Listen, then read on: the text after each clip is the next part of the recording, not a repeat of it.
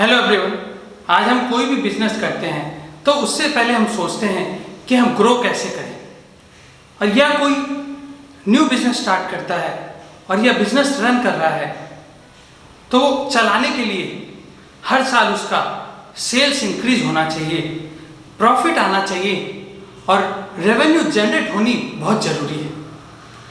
तो उसके लिए कई बार लोग चेंजेस करते हैं उस प्रॉफिट लाने के लिए कंपनी में, लेकिन ये होता नहीं है और चीज़ें बिगड़ती चली जाती हैं। कई बार क्या होता है, कोई इंडस्ट्री में इतने पैसे लगने के बाद भी लॉस की तरफ चला जाता है और नुकसान झेलना पड़ता है। इसका रीज़न क्या है, कई बार पता भी नहीं चल पाता है। कोई स्टील इंडस्ट्री में इन्वेस्ट करता है, कोई किसी इंडस्ट्री में इन्वेस्ट करता है और रिजल्ट लास्ट में क्या होता है, जीरो। इतने पैसे लगाने के बाद भी, इतना मेहनत करने के बाद भी रिजल्ट हमें नहीं मिल पाता। चलिए हम एक रेस्टोरेंट बिजनेस की बात करें। रेस्टोरेंट बिजनेस में एक ही लाइन में 4 रेस्टोरेंट हैं, 2 चल रहे हैं और 2 फ्लॉप हैं। रिजल्ट किसी को समझ में नहीं आता, अच्छे भी हैं, डेकोरेशन भी है, वेल मेंटेन भी है, तभी भी बिजनेस रन नहीं कर पा रहा है। इसका कारण है हमारा जो बिजनेस है वो वास्तु से कनेक्ट रहता है। हम कई बार इतना इन्वेस्ट कर देते हैं लेकिन प्रॉपर स्ट्रक्चर में नहीं ला पाते बिजनेस को, और इससे हमारे जो एनर्जीज है हर एरिया की वो नहीं मिलती और डिग्रेड होते चले जाते हैं दिन ब दिन, मतलब नुकसान में चले जाते हैं। और क्या होता है, इससे हमारा ब्रेन है ना वो ब्लॉक हो जाता है, हम डिप्रेशन में चले जाते हैं अगर कोई बिजनेस नहीं चलता। तो उसके लिए हम क्या करते हैं, उसके लिए हम कई बार बिजनेस बदलते रहते हैं लेकिन हम चीज़ों का पता नहीं लगा पाते हैं। तो क्या होता है, अगर हमें सही तरीके से बिजनेस को सेटअप करना है तो हमें समझना पड़ेगा कि आखिर क्यों नहीं चल रहा है बिजनेस, इसका रीज़न क्या है। तो आइए हम कुछ डिस्कस करते हैं वास्तु के बारे में। अगर हम वास्तु और बिजनेस को सही तरीके से कनेक्ट करते हैं और वास्तु के हिसाब से बिजनेस को स्ट्रक्चर करते हैं तो क्या पता हमारी कंपनी प्रॉफिट में आ जाए। जो हम 2 साल में करना चाहते हैं क्या पता वो शॉर्ट टाइम में हो जाए। तो उसके लिए हमें देखना पड़ेगा कि क्या क्या चीज़ हमारे लिए सही है और क्या गलत है। हम कोई भी जब सबसे पहले रेस्टोरेंट लेते हैं तो हमें ये देखना पड़ेगा कि ये स्क्वायर है या रेक्टेंगुलर है या कोई इरेगुलर शेप में है। अगर स्क्वायर शेप रहे या रेक्टेंगुलर शेप रहे तो ये बढ़िया है।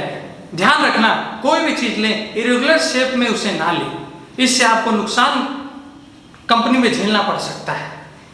तो रेस्टोरेंट बनाने से पहले देख लें कि स्क्वायर है कि रेक्टेंगुलर है।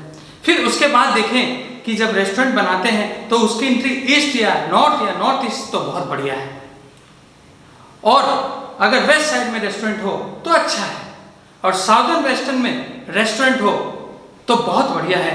इससे बिजनेस में आपका फ्लो होगा। और अगर नॉर्थ में हो तो भी अच्छा है, बिजनेस अच्छा चलेगा।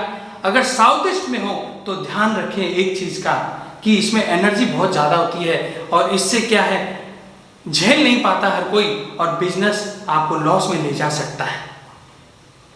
और ध्यान रखना सीटिंग अरेंजमेंट, अगर आपके पास जगह हो तो फर्स्ट फ्लोर बढ़िया है। फर्स्ट फ्लोर की सीटिंग अरेंजमेंट अगर साउदर्न वेस्टर्न में हो तो बहुत बढ़िया है। और लाइटिंग डीम और येलोइश होना चाहिए, इससे कस्टमर बहुत बेनिफिट देके जाता है आपको। लाइट की भी बहुत इंपॉर्टेंस है इसमें। और फर्नीचर की बात आए अगर, तो फर्नीचर जहाँ तक हो वुड का रखें, इससे बहुत फ़ायदा होता है।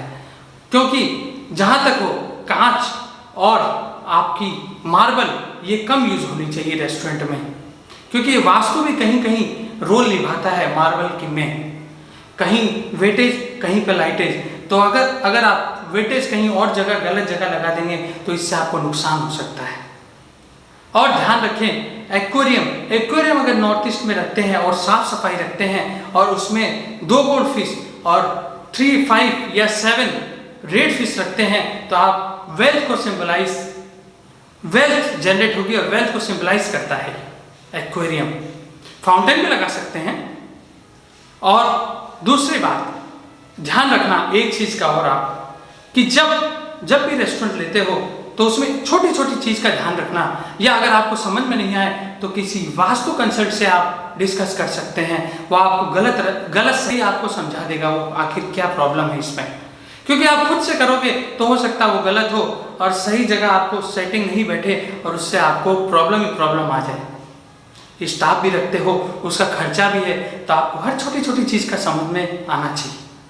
तो ध्यान रखिए, आगे बढ़ें, और अगर सही तरीके से करते हैं तो क्या पता आप आगे बढ़ने से आपको कोई नहीं रोक सकता। और जैसा कि मैंने आपसे जो इम्पोर्टेंट पॉइंट्स थे वो डिस्कस किया, अगर और कुछ भी आप जानना चाहते हैं इसके बारे में तो आप मुझसे व्हाट्सएप पे कंसल्ट कर सकते हैं, जिससे आपको और कुछ पॉइंट्स का आइडिया मिल जाए।